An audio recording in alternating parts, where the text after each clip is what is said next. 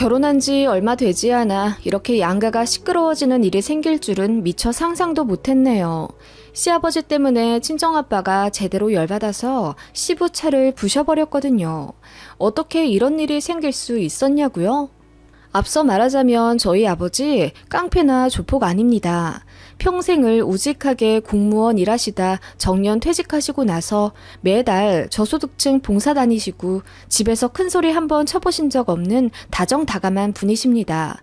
그런 분이 그렇게 화가 나셔선 차 문짝을 부셔버리셨네요. 전말은 이렇습니다.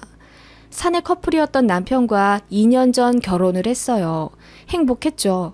남편도 자타공인 좋은 사람인데다 시어머니도 너무 소녀 같으시고 저에게 잘해주시는 좋은 분이었고 나이 어린 손 아래 신우도 저에게 수줍어하며 새 가족 생겼다고 편지도 써줄 정도로 마음이 너무 예쁜 사람입니다. 다만 시부는 굉장히 가부장적이시고 성격도 장군 스타일이셨습니다. 호통치시듯 말씀하시는 게 일상이신 좀 와일드하신 분이세요. 그렇다고 가정폭력을 행사하거나 그런 분은 아니긴 한데 좀 천상천하 유아 독존 스타일이시라고 해야 하나? 그렇습니다. 결혼 전에는 솔직히 시댁 자주 볼까 싶어서 그런 면이 딱히 신경 쓰이진 않았습니다. 그리고 남편은 시아버지를 닮지 않았고 시어머니를 닮았거든요. 성격도 착하고 순합니다. 남편은 저와 연애 때부터 말하길 본인 아버지의 와일드한 면이 너무 싫었다고 그런 모습 절대 닮고 싶지 않아서 의식적으로 반대로 행동했다고 해요.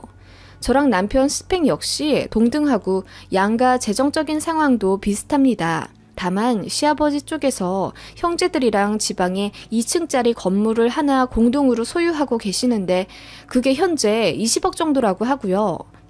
시아버지 몫은 그럼 한 5억 정도 되시는 듯해요. 시아버지는 결혼 전부터 이 부분을 계속 강조하시며 앞으로 그 지역 땅값이 계속 오를 테니 저희 부부에게 떨어질 돈이 최소 10억은 될 거라고 누누이 말씀하셨습니다. 제가 둔감해서 그런 건지 아님 나이가 어려 세상 물정을 모르는 건지 저는 유산에 대해 1도 생각해 본 적이 없습니다.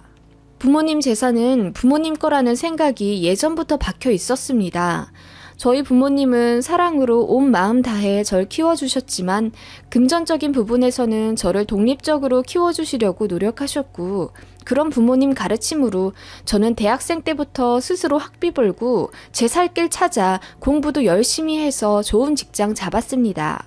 그래서 시아버지의 유산 어필이 솔직히 이해가 잘 가지 않았어요.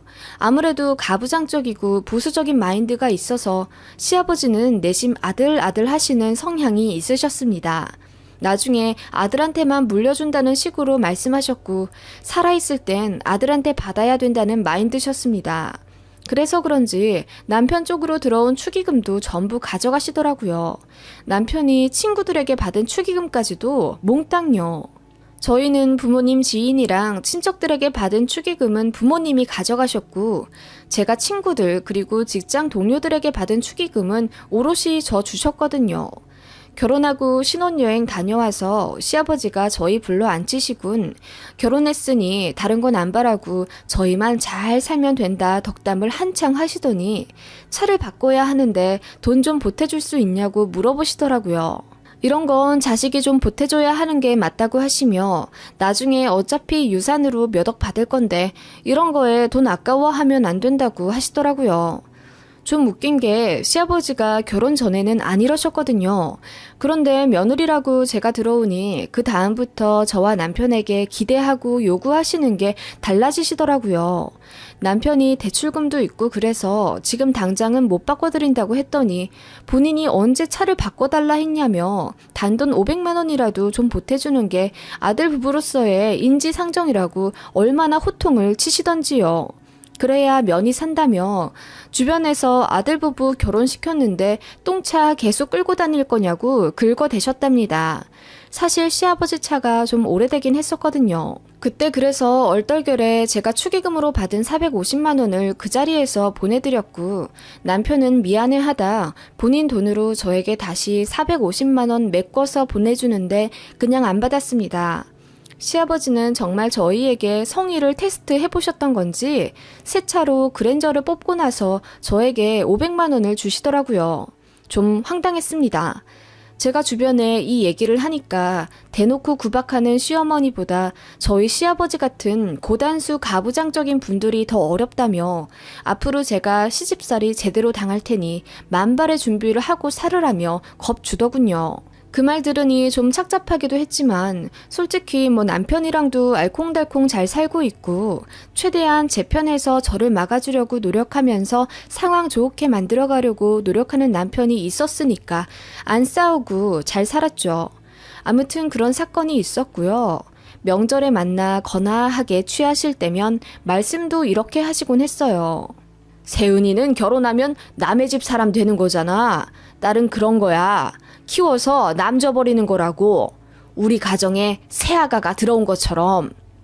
저는 그 말에 기겁을 했죠.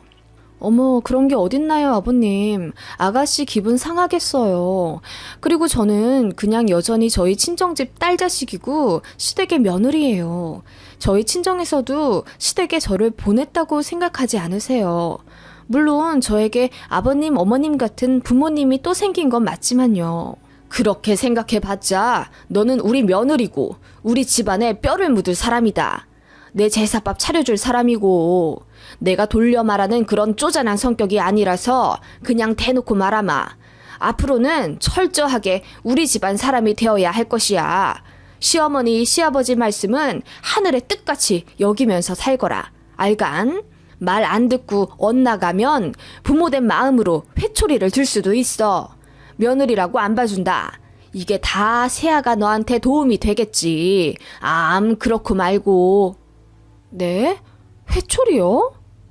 제가 말 안 들으면 회초리질을 한다는 둥 좀 선 넘게 말씀하시는 시아버지 때문에 기분이 상하지 않았다면 거짓말이겠지만 워낙 취하셨기도 했고 가부장적인 마인드 때문에 그러시나 보다 하고 가볍게 생각하려고 했어요. 남편도 본인 아버지의 그런 식으로 말씀하시는 것에 대해 미안해했고 저더러 한 귀로 듣고 흘리라고 했죠. 알겠지만 우리 아빠가 좀 옛날 스타일 사람이잖아. 아직도 60, 70년대에서 살고 계셔. 그렇게 말씀하시지 좀 말라고 내가 결혼 전부터 아빠 많이 말렸는데도 벽창호에 대고 말하는 것 같아. 나도 모르고 결혼한 거 아닌데 뭐. 괜찮아. 내가 알아서 그냥 좋은 뜻만 걸러 들을게. 고마워. 그리고 미안해 여보. 그렇게 결혼 초반 한두 달에 한 번씩 시댁에 방문해 식사를 했고 명절에는 양가 번갈아 하루나 이틀 정도 자고 왔어요. 참고로 저희 시댁과 친정은 지방에 계시는데 양가가 굉장히 가까운 거리에 사십니다. 저희는 서울 살고요. 그래서 한번 시댁 친정 쪽에 가면 양가를 같이 보고 왔어요. 그런데 시아버님은 이것에 상당히 불만을 가져하셨습니다. 사돈 댁 오는 김에 우리 집 오는 거냐? 이게 대체 뭐다냐? 왔으면 시간을 갈라서 쓰지 말고 이번엔 시댁, 다음엔 친정 이런 식으로 한 번을 보더라도 정성을 다해 뵙는 거다. 이는 서울에서 여기 내려오는 데만 2시간 반인데 어떻게 그렇게 해요?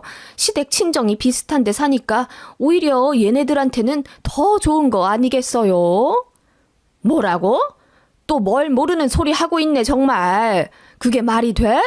무슨 친정을 시댁이랑 똑같이 다녀.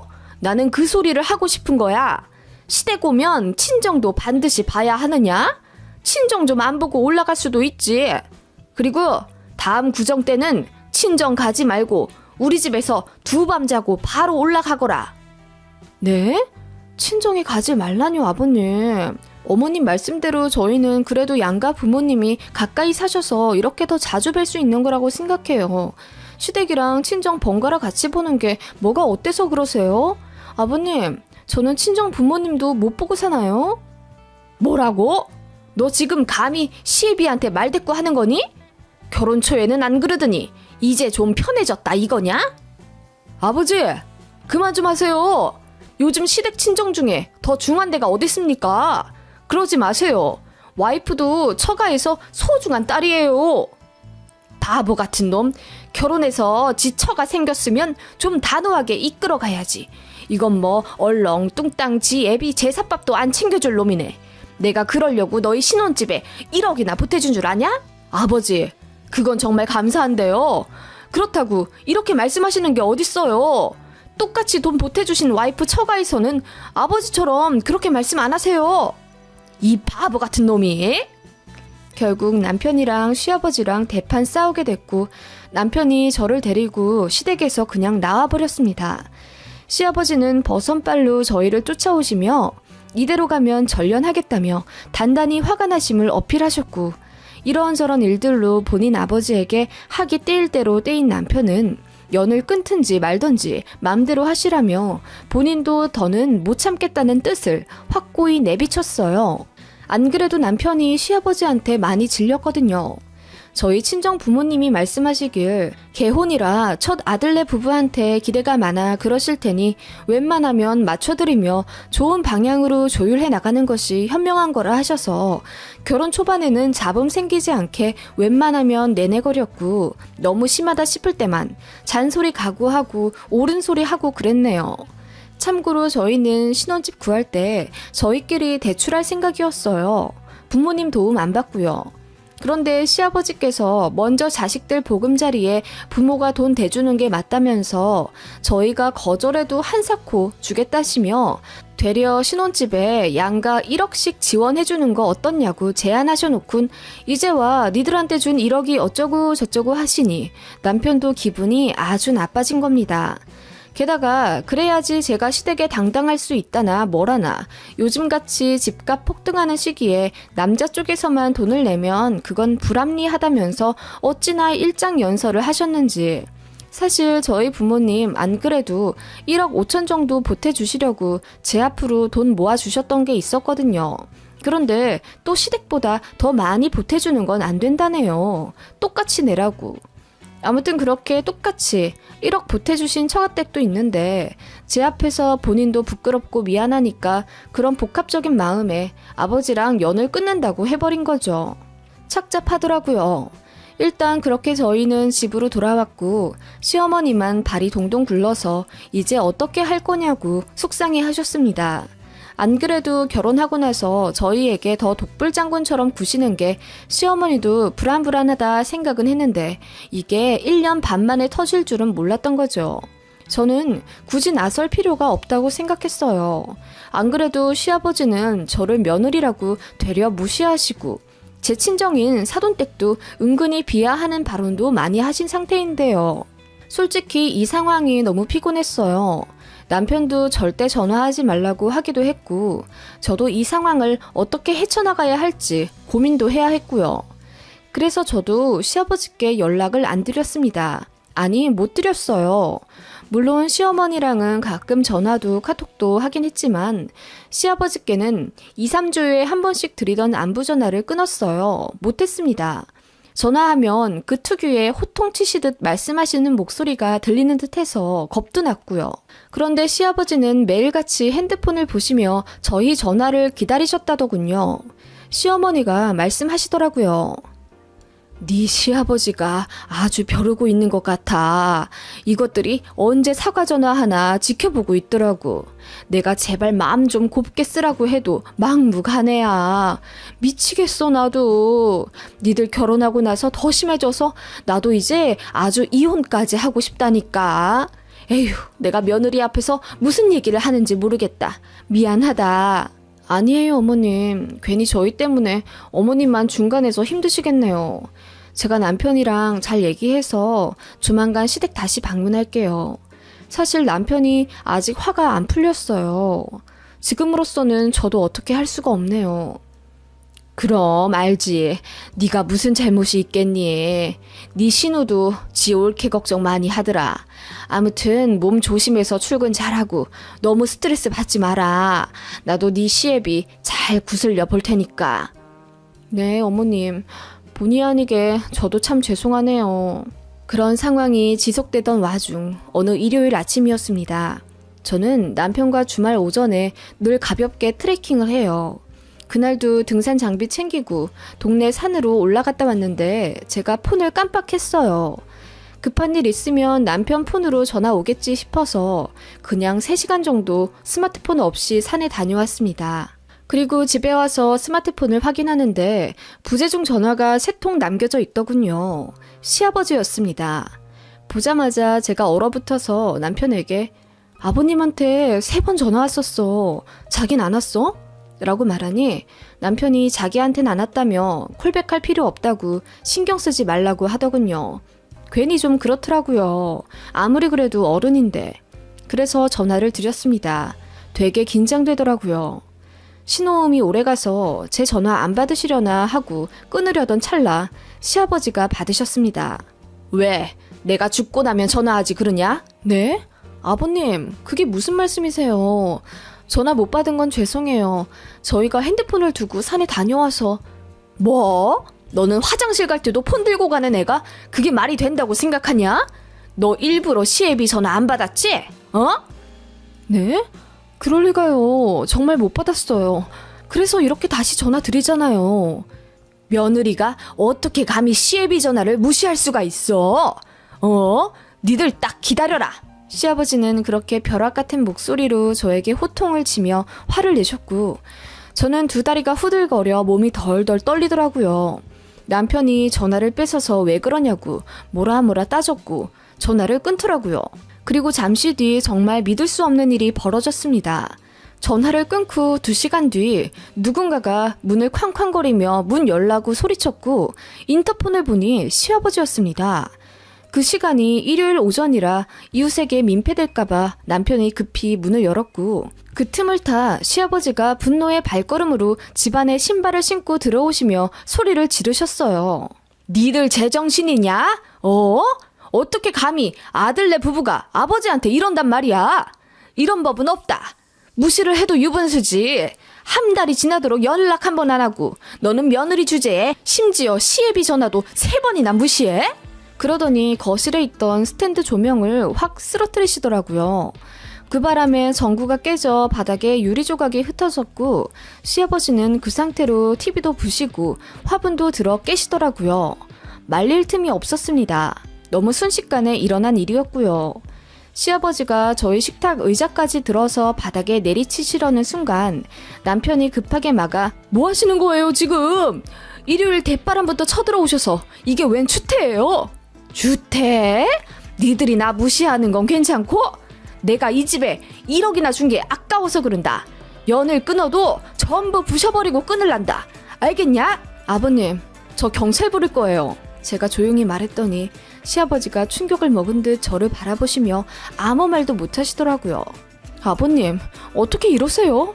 1억이나 준 아들네 부부가 전화 3통 안 받았다고 지금 이렇게 온 집안을 다 부셔버리시는 거예요? 아버님, 근데 저희는 1억 안 받겠다고 했었잖아요. 양가로부터 지원 안 받아도 된다고 했는데 아득바득 저희 친정에까지 말씀하셔서 시댁에 당당하려면 똑같이 1억 내주자고 하신 건 아버님이에요. 이렇게 아까워하실 거면 왜 주셨어요? 저희도 아버님이 이러실 거였으면 안 받았어요. 뭐야? 그리고 제가 친정에 시댁이랑 똑같이 구는 게 싫으시다고요? 그러면 아들네 부부한테 왜 똑같이 지원해주라고 하셨어요? 시댁이 당당하려면 친정에서도 돈 가지고 와야 한다면서요. 저희 친정은 돈은 돈대로 사돈이랑 똑같이 해주셨는데 정작 명절에 딸내도 못 보고 사신다는 게 말이 되세요? 그리고 집값이 비싸니 신혼부부 잘 살게 도와주자고 먼저 말씀하시군. 지금 이 모습 완전 모순이잖아요. 그건 아니 며느리가 어떻게 감히 하늘 같은 시애비한테? 그 말에 남편이 화가 나서 시아버지를 데리고 나가 밖에서 언성 높여 싸우더군요. 그렇게 30분 정도 밖에 있다가 씩씩대며 들어오더니 저에게 미안하다고 사과하면서 집안을 다 치우더군요.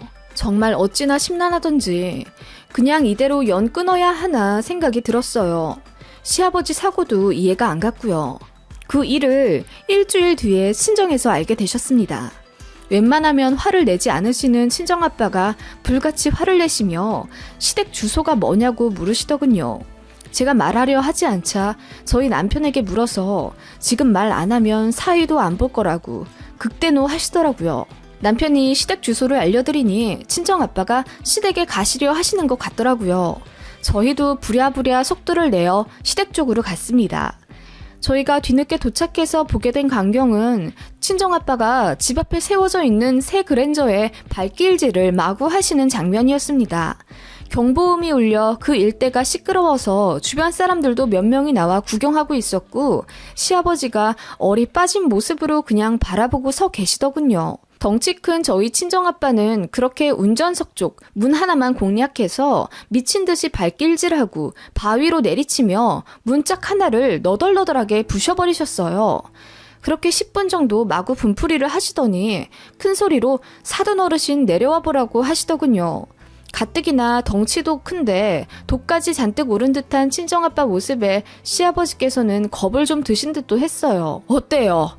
딱 우리 딸이 차 사는데 보태준 450만 원어치만 내가 부셨습니다. 정확하죠?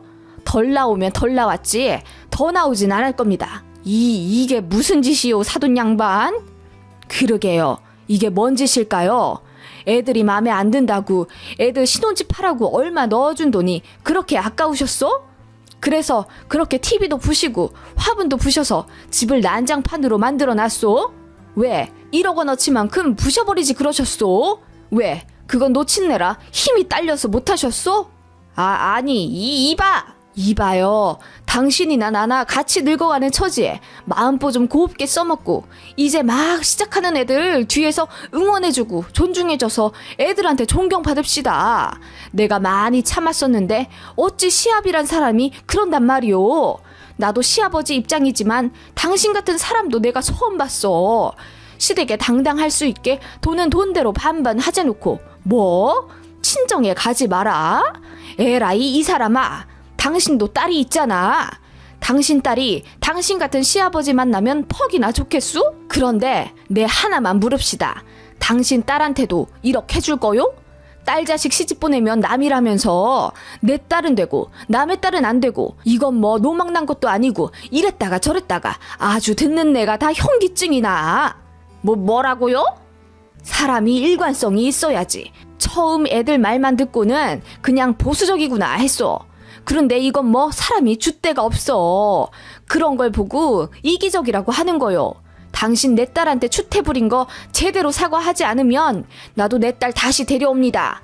이런 시애비 밑에서 평생 시달리며 스트레스 받게 하느니 내 소중한 딸 데려와서 죽을 때까지 옆에 끼고 살랍니다. 어쩔 거요?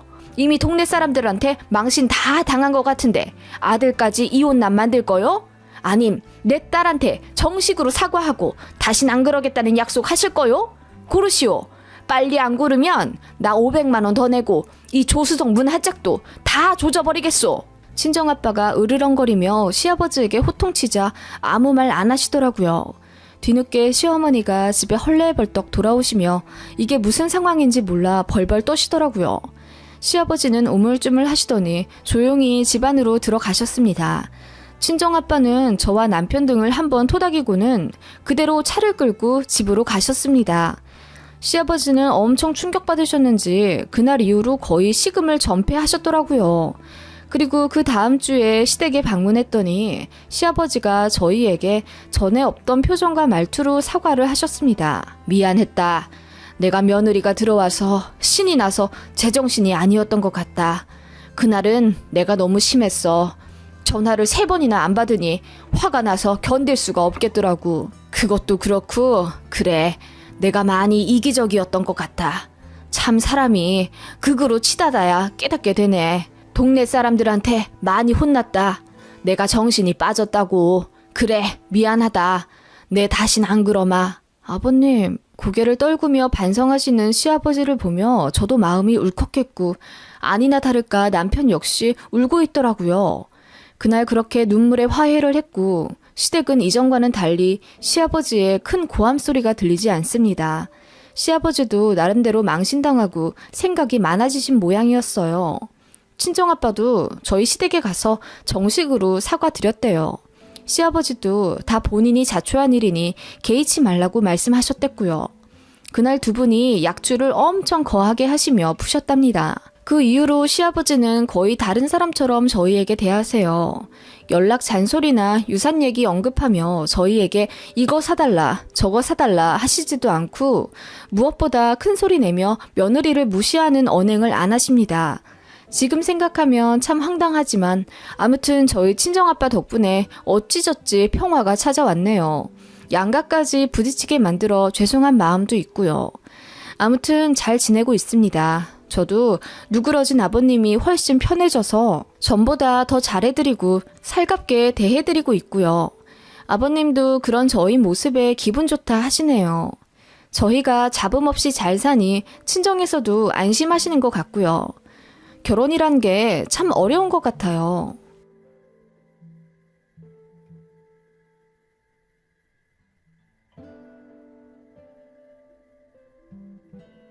수능이 끝날 때마다 생각하기 싫은 기억 때문에 몸소리 쳐지며 술 한 잔 생각나게 하는 시즌입니다. 몇 년 전 시조카를 맘대로 저희 신혼집에 자취시키려고 했던 막무가내 신호 때문에 얼마나 난리 났었는데요. 그때 생각만 하면 지금도 오금이 저립니다.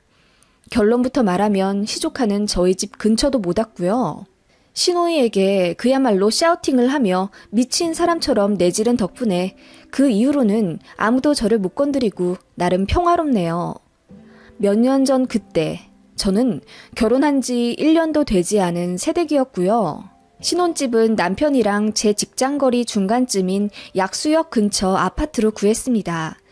결혼식 올리기 전 미리 혼인신고하고 반 정도 대출받아 매매해뒀었지만 전세입자가 빠지는 날짜와 저희 들어가는 날짜랑 맞지 않아서 붕 떠있는 동안 월세로 오피스텔에 몇 개월 살게 되었어요.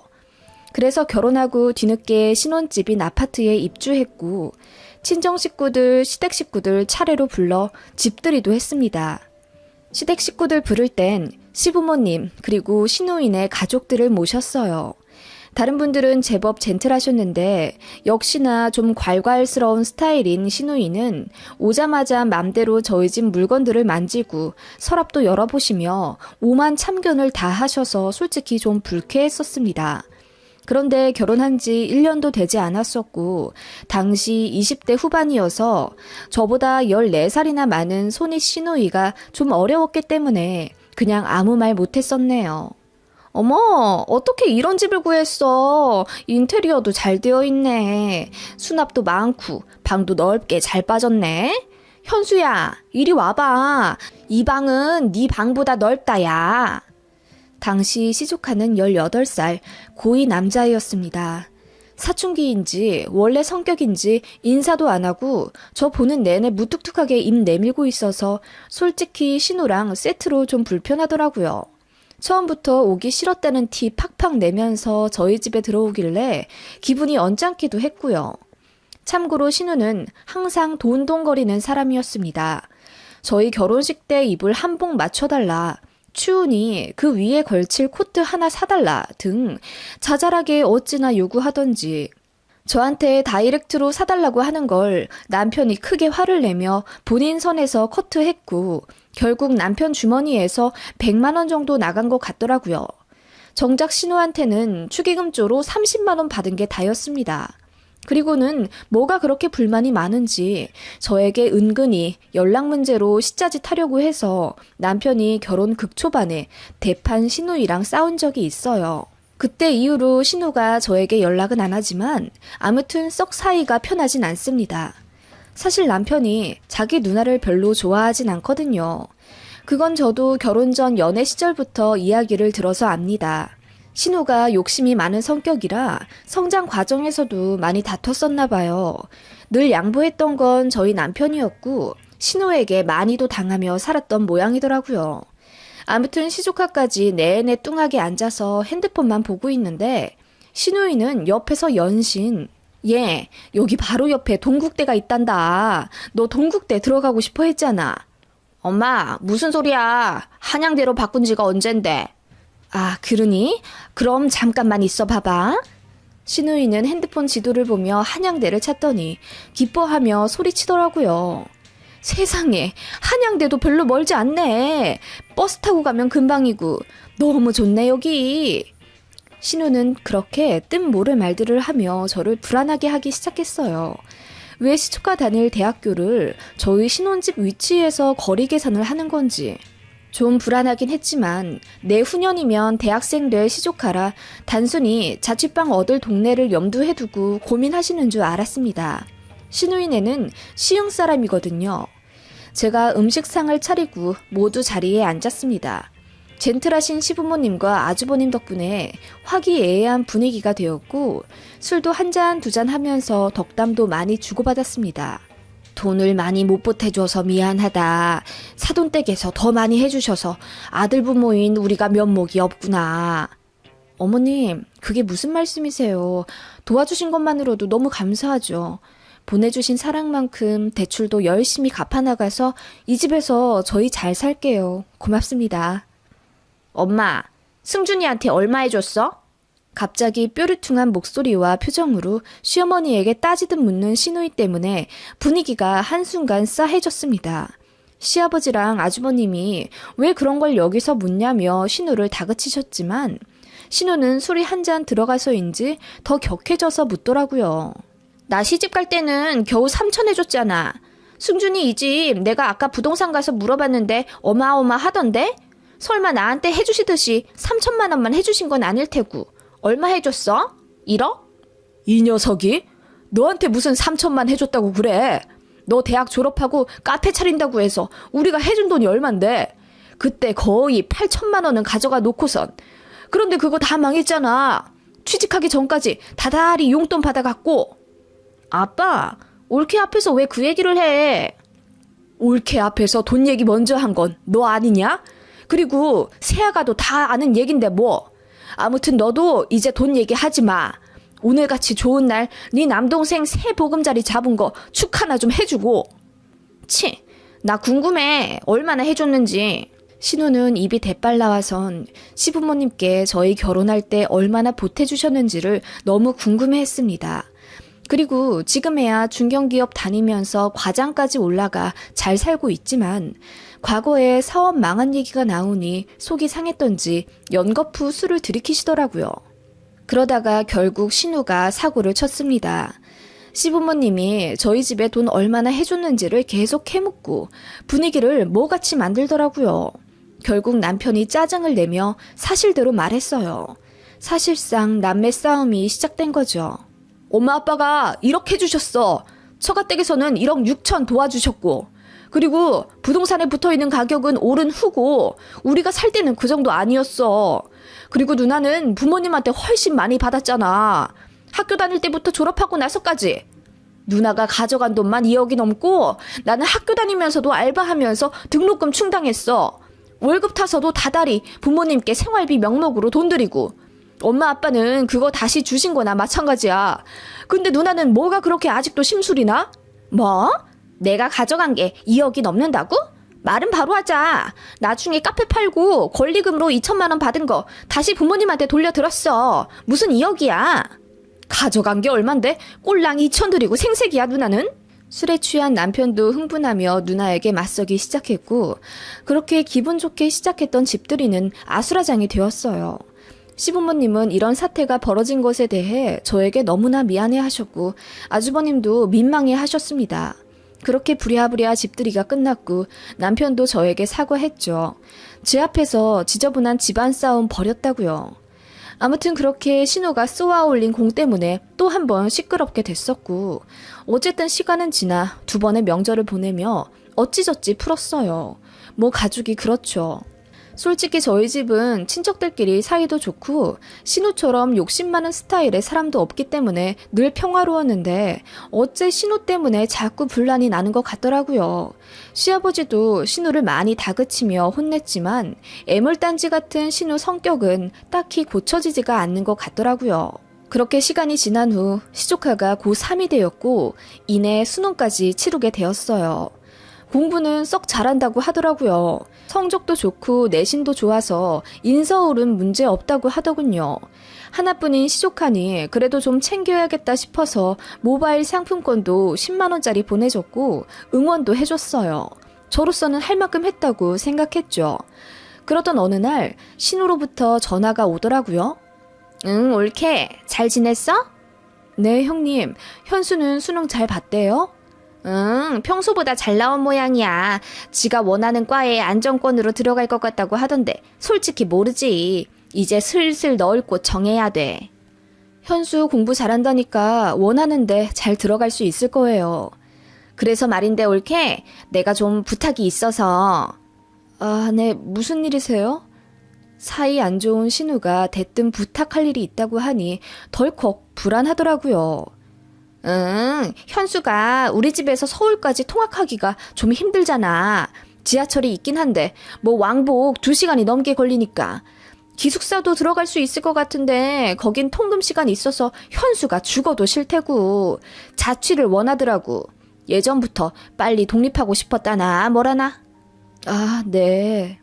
그런데 우리 애가 공부만 잘하지 지 손으로 뭘 딱히 해본 적이 없어. 지 손으로 밥 한 번 제대로 해먹어 본 적도 없고 다달이 공과금이며 뭐 생필품도 지가 사서 살아야 할 텐데 애가 워낙 애기 같아서 내가 좀 불안하네.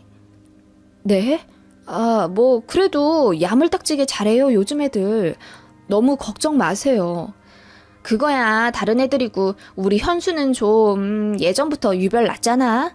그래서 말인데 우리 현수가 한양대 아니면 동국대를 생각하는 것 같더라고. 그런데 우리 올케도 알다시피 운 좋게도 거기가 딱 올케네 집 근처잖아.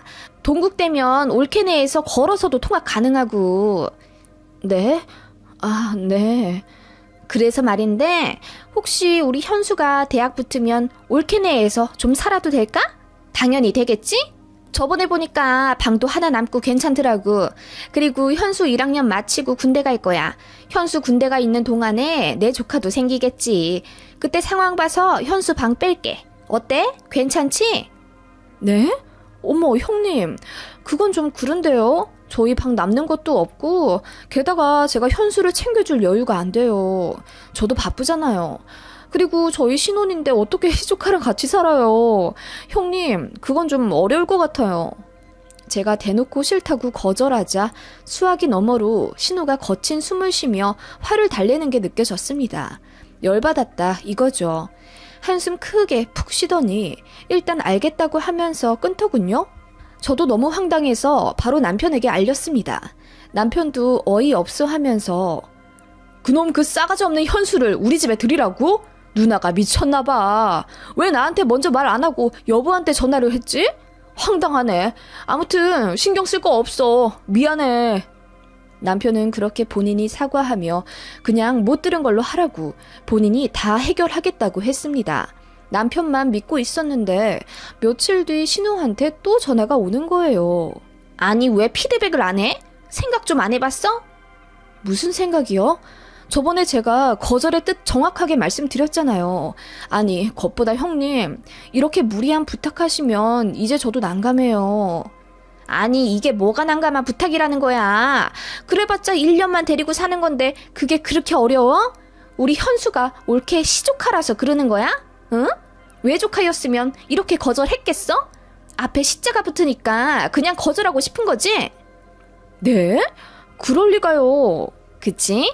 우리 가족이잖아. 내가 시누이라고 생각하지 말고 그냥 언니라고 생각해. 언니 아들이잖아. 그니까 조카 1년만 좀 걷어줘. 응? 나 그렇게 알고 있을게. 방 하나 꼭 만들어놔. 알겠지? 참 우리 아들은 침대가 꼭 있어야 해. 슈퍼 싱글로 좀 부탁해. 아니다. 합격하고 나면 내가 인터넷으로 사서 배달시킬게. 그렇게 알고 있어 옳게? 신우는 그렇게 본인이 할 말만 따발총처럼 말하고 전화를 끊었습니다. 제가 다시 전화를 해도 받지 않았고 카톡을 해도 묵묵부답. 정말 황당하더라고요. 남편도 난리가 났습니다. 어떻게 또 지 멋대로 그러냐며 신우의 집까지 혼자 찾아갔더라고요. 그런데 신우가 문을 열어주지 않았답니다. 남편은 문 앞에 대고 현수 보내면 가만 안 둘 거라고 소리쳤고 시부모님께도 단단히 일렀어요. 시부모님도 당황해하면서 신우가 왜 이렇게 구는지 이해를 못하셨습니다. 그렇게 한 달 정도 시간이 지나 신우에게 카톡이 하나 띡 오더군요. 우리 아들 합격했어. 한양대 간대. 집 앞이 아니라 아쉽지만 그래도 서울에 외삼촌 집이 있는 게 어디야. 그치? 3주 내로 아들 짐 보낼게. OT도 있어서. 올케, 우리 아들 잘 부탁해. 고마워. 카톡을 보자마자 저는 머리털이 쭈뼛 서는 듯한 느낌을 받았습니다. 남편한테 말하니 남편도 노발대발 화냈고 신호에게 전화를 걸어 말렸지만 신호는 요지부동. 무조건 보낸다는 입장이더라고요. 정말 황당해서 회사에서 일도 잡히지 않았습니다. 너무 스트레스 받았고 그 때문에 남편도 저에게 정말 많이 미안해했어요.